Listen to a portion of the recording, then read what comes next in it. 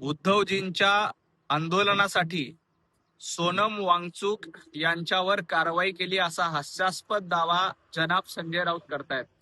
नसीब संजय राऊत म्हणाले नाहीत की अमेरिका आणि इस्रायलचं युद्ध जे होतंय ते उद्धवजींच्या आंदोलनाला प्रसिद्धी मिळू नये म्हणून अमेरिका आणि इस्रायलचं युद्ध भारतीय जनता पार्टीने घडून आणलं असा दावा संजय राऊतांनी केला नाही. हे सगळ्यात मोठं महाराष्ट्राचं नशीब म्हणावं लागेल. संजय राऊत, तुम्ही तोंडाला येईल ते वाटेल तसं बडबड करताय, पण महाराष्ट्रातल्या जनतेला माहित आहे तुमची ही पूर्णपणे नौटंकी आहे. उद्या अमेरिका आणि इराणचं युद्ध देखील उद्धवजींच्या आंदोलनाला प्रसिद्धी मिळू नये यासाठी केलं असा दावा देखील करण्यासाठी संजय राऊत कमी पडणार नाही. देवेंद्रजी फडणवीस साहेबांना तुम्ही आंदोलनामध्ये येण्याची विनंती करतायत. संजय राऊत, देवाभाऊ नक्की या आंदोलनामध्ये सहभागी होतील. त्यासाठी संजय राऊतांनी किमान पुस्तकामध्ये बघून तरी रामरक्षेचे 2 श्लोक म्हणावे, उद्धवजींनी रामरक्षेचे 2 श्लोक म्हणावे. देवेंद्रजी फडणवीस आंदोलनामध्ये सुरुवातीपासून सहभागी होते. अयोध्येमध्ये जेव्हा बाबरी ढाचा पाडला तेव्हा देवेंद्रजी फडणवीस तिथे होते.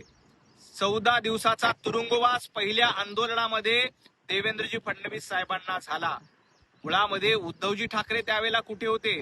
संजय राऊत, राम मंदिर आंदोलनाच्या वेळेला तुम्ही कुठे होतात? माझ्या माहितीनुसार उद्धवजी ठाकरे मातोश्रीमध्ये कॅमेरा साफ करत बसत होते आणि संजय राऊत कुठेतरी आर्टिकल लिहित होते. तुमचं आणि राम मंदिर आंदोलनाचं काहीही देणं घेणं नाही. प्रभू रामचंद्राचे सगळ्यात मोठे विरोधक कोण आहेत? तर संजय राऊत तुम्ही आहात. हे महाराष्ट्रातल्या आणि देशातल्या जनतेनं ओळखलंय. प्रभू रामचंद्रांच्या राम मंदिर प्रकरणामध्ये कथित घोटाळा झालाय, त्याची चौकशी सुरू आहे. आरोपीकडनं पायी ना पायी वसूल केली जाईल. परंतु उद्धवजी ठाकरे, तुम्ही काँग्रेसच्या सांगण्यावरून राम लल्लाच्या प्राण प्रतिष्ठापना सोहळ्यासाठी अनुपस्थित राहिलात. ज्या समाजवादी पार्टीने राम भक्तांवर गोळ्या झाडल्या, ज्या समाजवादी पार्टीचे हात राम भक्ताच्या रक्ताने माखलेले आहेत, अशा समाजवादी पार्टीच्या सोबत तुम्ही इंडिया आघाडीमध्ये आहात. त्यामुळे उद्धवजींनी आधी इंडिया आघाडीला सूडचिठ्ठी द्यावी आणि मग नागपूरमध्ये जाऊन आंदोलन करावं.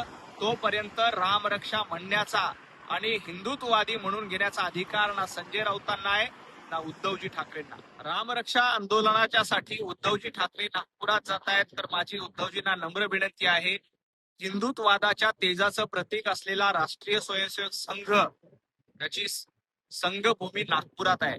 त्यामुळं आजपर्यंत हिंदुत्ववादाच्या विचारांशी गद्दारी केल्याबद्दल, हिंदुत्ववादाच्या पाठीमध्ये खंजीर खुपसल्याबद्दल उद्धवजी ठाकरे यांना माफी मागण्यासाठी हा सुवर्ण काळ आहे.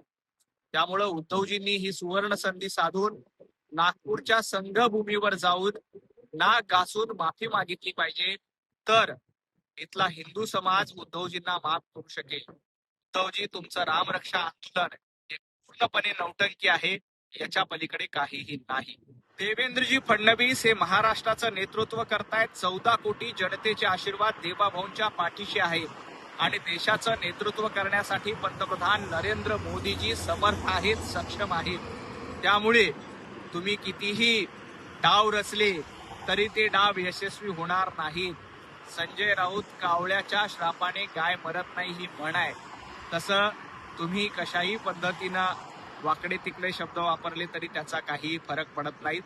देवाभाऊंच्या पाठीशी महाराष्ट्र खंबीरपणे उभा आहे आणि भविष्यात देखील उभा राहील. उद्धवजी ठाकरे यांचं हे रामरक्षा आंदोलन नसून पक्ष रक्षा, आमदार रक्षा, नगरसेवक रक्षा असं आंदोलन आहे.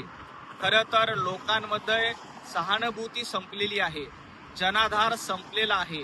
कार्यकर्ते सोडून जात आहेत, आमदार सोडून जात आहेत, नगरसेवक सोडून जात आहेत आणि पक्ष गळीत गात्र अवस्थेत आल्यानंतर उद्धवजींना प्रभू रामचंद्रांची आठवण झाली.